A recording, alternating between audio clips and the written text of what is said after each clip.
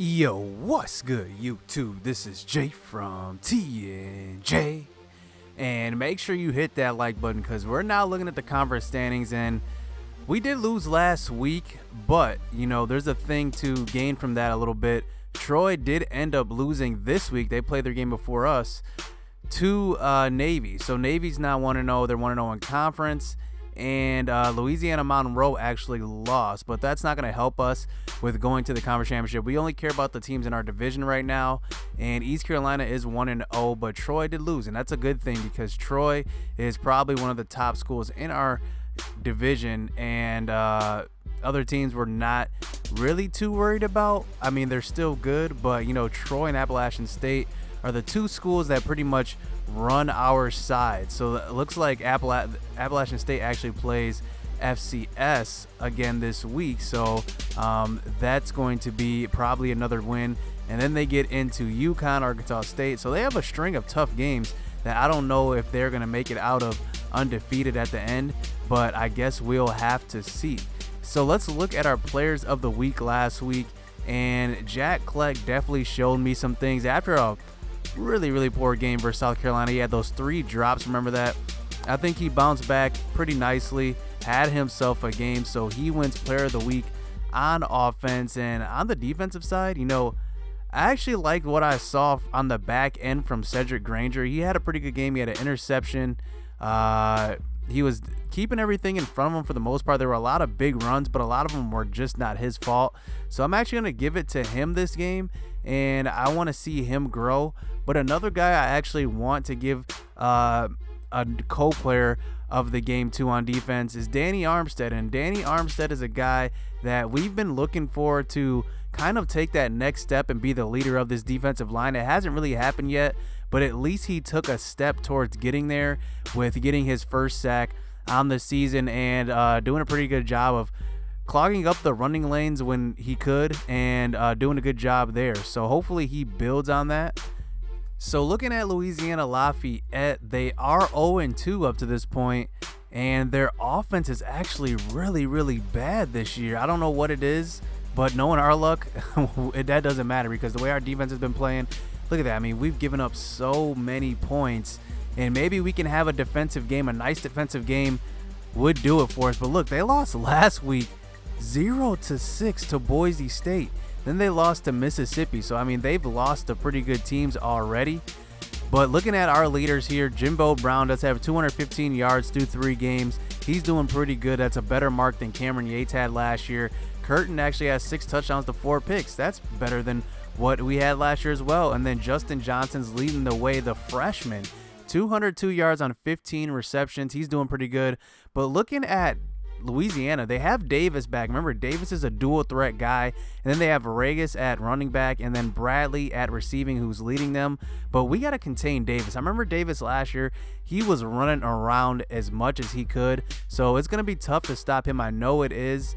So let's hop into this game, man. We got to win this game because, I mean, looking at our schedule, we have 3 tough conference games in a row coming up. Louisiana, Navy, and then Arkansas State. Those are 3 tough games coming up. This is going to be no easy schedule at all.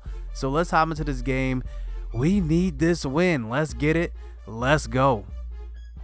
So here we are looking to bounce back in this back-to-back conference game versus a Louisiana team as Alan King gets the kickoff. And look at him. He's an impact player now, and he gets a 20-yard return. So now back out on offense in this second game, and we know we have to get this running game going. We have to gotta get the confidence of the offense going, and especially the confidence of the defense, because we can't stop anything up to this point. So here to start out this first drive, throwing it over the middle, but that's going to be another inaccurate throw by Curtins. But on a 3rd and 5, he does convert here, finding Sam Forbes across the middle for the first down. So here is Curtin from the shotgun. On the next play, finding Forbes, looks like the same exact play. This time it goes for 9 yards. So now 2nd and 10 past the 50-yard line now. Throwing it across the middle, and this is what I'm talking about. These open throws, that Curtin continues to miss just kills us, as he does find Jack Kleck. Nice block on the outside that time by Amari Manuel. So now on a 2nd and 7, now inside the 30-yard line, finding Justin Johnson while he's taking a big hit, but we're inside the 10-yard line. So on a 1st and goal, here is Curtin throwing across the middle to Jack Kleck, getting down to the 1-yard line, almost fighting his way into the end zone.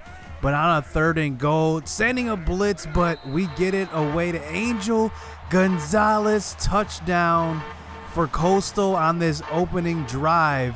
And that's a good drive. I mean, that's a confidence booster. If you can come down and score on your first drive, that'll help you back out on defense. So now here Louisiana comes out, and Davis at quarterback. You know he can run. He can also throw a little bit, but here he has a clean pocket. Nobody to throw it to, so he tucks it and runs it and gets stopped there past the 50-yard line at about the 45. So now on a 1st and 10, giving it to Trey Regis, who gets about 8 yards on that one. So Trey Regis is a pretty good back. I mean, we got to stop this man. You know he's the impact player, but there's Danny Armstead. He's been showing up lately. I've been seeing him flash across the screen. He's been getting better each week as we finally get to Davis that time, and it's Ian Hartman for a sack. So on a 3rd and 17, here he is, Davis finding his tight end Chase Rogers. The excitement was short-lived as they throw to the left one more time, and Xavier Davis has an interception in his hands, and he just drops it. So now on a 3rd and 6, here is Davis under center, throwing to the outside, finding Regis, and look at Regis. He fights for the 1st down, barely gets 6 yards, and that's enough to move the chain. So here's Davis under center this time, trying to roll out, but look who's there for his 2nd sack of the drive. Ian Hartman, 2 sacks already. That's already more than any one of our D linemen have on the season, and he gets them 2 on this drive. So now 3rd and goal here. Here's Davis under center, and they run the perfect play call, pitching it out to Trey Regis, and Trey Regis gets in for the touchdown, and that's going to be a 7-7 game. And if it wasn't for a couple of 3rd down stops on that drive, we could have probably held them to 3. So now here comes Coastal back out on offense here to start the 2nd quarter now, finding Jack Kleck this time for 10 yards is Curtin. And we need to get these little dink and dunk passes going because you need to get his confidence going. So here he is on a 1st and 10, has a little bit of running room, getting lit up on that one, and gets out at about the 45. But on a 2nd and 5, here he is rolling out to the right, throwing across the middle to the 2nd level. There is Jack Kleck for a nice 30-yard gain. So here is Wesley David into the game. And you saw in the last play, Curtin got hit, but no problem. Max Moriarty gets open across the middle, and he goes in for the touchdown. He is our leading touchdown getter so far this season. And now we're up 14-7, but here is Davis and this offense. They can run it, they can pass it. They've been doing everything up to this point, so we just got to put a stop to this. But here's Trey Regis, a wide open running lane as he breaks another tackle, and he gets inside the 20-yard line in our territory. So now here is Trey Regis one more time. Great blocking, breaks the tackle, and he's into the end zone for the touchdown, Louisiana. So now we get a little bit of an injury update. Kashawn Curtin, strained shoulder, he's out for the game. So that means we got to depend on Wesley David, the redshirt junior. And he's got a little bit of accuracy issues. He's got pretty low accuracy. He's got more arm strength than Curtin, but I mean, if you don't have the accuracy to go with that arm strength, it's pretty much useless as we try to throw to Justin Johnson on the outside, and that's what I'm talking about. That accuracy is just not there, and we have to punt it away. We have to capitalize on these opportunities as on the first play of the ensuing drive, Davis throws across the middle after a blitz, and look who's there. Orlando Norman. Look at this play. I mean, he broke a tackle, then threw all the way across the field, and I don't know if he thought that nobody was over there or what, but Orlando Norman picks it off for our defense, and here's our offense coming back out. We got to capitalize as we give the ball to Jimbo Brown for a nice 9-yard gain. And a couple plays later on a 1st and 10, finding Jack Kleck open in the flats, and he gets his way up to the first down marker. So now on a 1st and 10, finding Amari Manuel, and Amari Manuel breaks a tackle, and he's headed for the 5. Touchdown. Wow, we haven't seen that from Amari Manuel since about like last year, the beginning of last year, the run after catch. We haven't seen it from any of our guys. We thought Justin Johnson would probably be that guy, but Amari Manuel shows some rare ability here as he breaks the tackle and gets all the way into the end zone for the touchdown. So now it's going to be a 7-point lead, 2 minutes left in this half. Can we hold them from scoring points? But here's Davis back on offense, throwing the ball deep, and Darius Terry gets snagged on by Malone. And wow, I mean, what was Terry doing on that? It actually hit off of his hands. He could have just knocked it away, but instead he goes for the big play and gives up the big play across through the air. So now here's Trey Regis trying to run the ball. Now they have plenty of time left. I mean, they can do whatever they want now that they're inside the red zone, but here they are giving it to Trey Regis on a 3rd down, and we do stop them, so we do get them to settle for the field goal. But back out on the ensuing possession here on the first play, trying to find Jack Kleck open, but look at this. Wesley David, the backup quarterback, he's not used to being in. He throws an inaccurate pass, probably into coverage, and DJ Miller capitalizes, takes that one to the house. So now we're really trying to score some points before half. So that time we get a nice 1st down, but on a 2nd and 10, a couple plays later, here he is throwing across the middle one more time, and the accuracy just isn't there. He led him too far up the field, and the defender was sitting right there to take advantage of that errant throw. So now Louisiana, 2 interceptions in the last 2 minutes, and that was our chance to get it back. Ryan Marshall drops the interception. So now on a 3rd and 2 here, 15 seconds left in the half, and here he is finding Jackson, getting a nice gain. So now they're just about in field goal range with 10 seconds left. And here is Davis throwing across the middle, and now they're definitely into field goal range. This is going to set up a nice field goal going into halftime. So now Louisiana is going to go into halftime up by 6 points. Look at that swing that they had. So now to start the second half, here is Davis on the first play under center. And I mean, I don't know what Xavier Davis was doing on that one, but somehow the receiver just stays on his feet, and Xavier Davis doesn't even go for the tackle. And luckily he goes out of bounds. So now here comes Davis here, moving the ball pretty nicely, but on a 2nd and 1, trying to give it to Regis. But Jalen Joe is there to stop him in the backfield. So on a 3rd and 4, another open hole on the cutback lane up the middle, and Trey Regis is just taking his time, getting through these holes, being patient, and he's putting up a number on us. As here is Davis one more time, throwing to the outside on the post route, the post corner route, and he's going to find his tight end. But on a 2nd and goal, perfect play call. We send a full-on blitz, cover 0, and Trey Regis is left wide open on the screen. He gets in for the touchdown. So now they're up by 2 scores. I mean, just think about it. We were up by a touchdown, 21-14, and now it's 34-21. I mean, they have 20 unanswered points. And here is Wesley David getting tackled there on a shoestring tackle. So now facing a 2nd and 19, just trying to get some yards back here. But look who's open. Sam Forbes is open, and he's got a running lane to the end zone, and he's not going to get touched. A long play, the longest play of the season for Coastal. 2 long plays already in this game. 1 to Amari Manuel, 1 to Sam Forbes, and we're right back in this game as now we're down by 1 touchdown. So now here comes Davis. Can we put a stop to Davis and this offense as he has all day to throw? He throws this one deep, and somehow his receiver Rogers comes up with this ball. Take another look at this. Look at the window that this came through.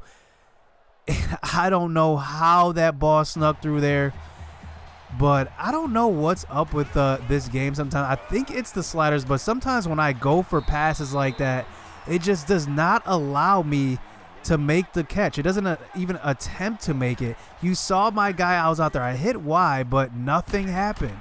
So I don't know what it is, but they take advantage of Louisiana, but we do get them stopped here on a 3rd down, and they do settle for a field goal, but that makes it still a 2-score lead with 9 points. So now here is Justin Johnson getting a catch here towards the end of the 3rd quarter as he gets 30 yards on that one. So now here comes Wesley David giving it off to Jimbo Brown now, and he's getting 9 yards up the middle. We need to keep with this balanced attack as here comes Jimbo Brown one more time on the halfback counter. He tries to juke a defender, but you know he's a power guy. He can't really juke. So now on a 1st and 10, here is Wesley David throwing out to Jimbo Brown one more time. Just keep feeding him the ball. You know he can receive too as a power back. So on a 2nd and 3, here is Wesley David finding the redshirt freshman Angel Gonzalez for a nice gain. So now on a 2nd and 10 here, getting towards the end of the 3rd quarter, one more time to the redshirt freshman. 14 yards on that one. So now time is winding down here, getting towards the 4th quarter, and to start the 4th quarter, we will be down by 9, but now we're inside of scoring position, and here's Jimbo Brown trying to power his way in, and on the next carry, he does get a dive up the middle, and that's going to be a touchdown for Jimbo Brown, making this a 3-point game, and with the field goal, 2 points. So now here to start the 4th quarter, can we put a stop to this offense? It just seems that we haven't been stopping them at all. And here is Davis on the next pass, trying to get it to Regis, and look who's there for the stop. So now we finally get a stop on defense, and we got 5 minutes to burn here. We want to move the ball, but we got to burn this clock as well. So here is David finally throwing an accurate throw to the tight end, and finally just moving the ball. So on a 1st and 10, here is Amari Manuel across the middle. So now we need to start wasting this time, because now we're getting into field goal range. So you see we start using that conservative play calling, letting the clock chew down. We give it to Jimbo Brown there. So on a 2nd and 8, trying to give it to him on a counter play, and he gets a nice 8-yard, 7-yard carry. So now on a 3rd and inches, giving it to him once again, getting the 1st down. So now we just really need to just calm down, milk it down. Jimbo Brown gets hurt on that play, but he's all right. He's going to be back in as Javier Garcia gets the jet sweep, and he gets stopped only for 1 yard. So now we have to throw it on a 3rd and 9. And here is David from the shotgun throwing over the middle, but he just slightly overthrows Gonzalez. I'm not sure he would have made it for the 1st down, but could have possibly got closer. But we do have to settle for the field goal. So here is Louisiana. Can they come back on this next drive? And right away, we have him stopped in the backfield for a sack, but he gets it away, gets it to Malone here on the catch, 7 yards. So now look at this clock. I mean, this clock is running, and here is Davis rolling out, and we do stop him before the 1st down marker. But look, they're not using any timeouts. I don't know what they're doing. This clock is still running, 12, 11. I mean, I don't know what they're doing.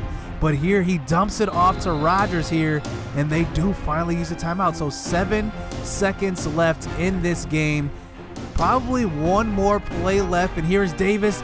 Throws a missile to the sky, and somehow his receiver comes down with it, Jamarcus Bradley.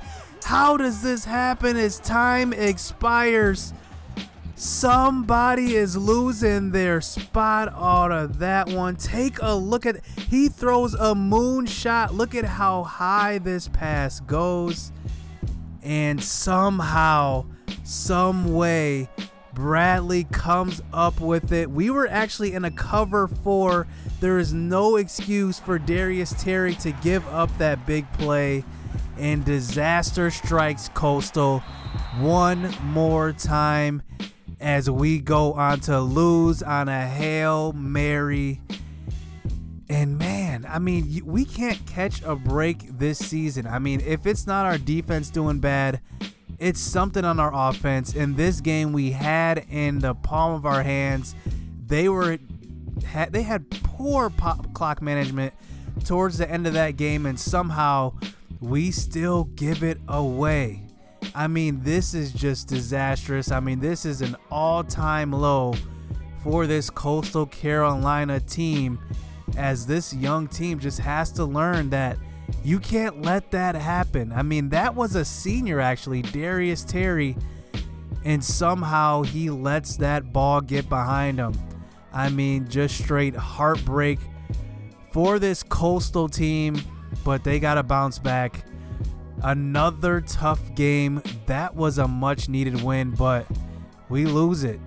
So hit subscribe, hit that like button. We're going up against Navy next week. And now we got to face the triple option, so it's not going to get easier. So stay tuned. Let's get it. Let's go.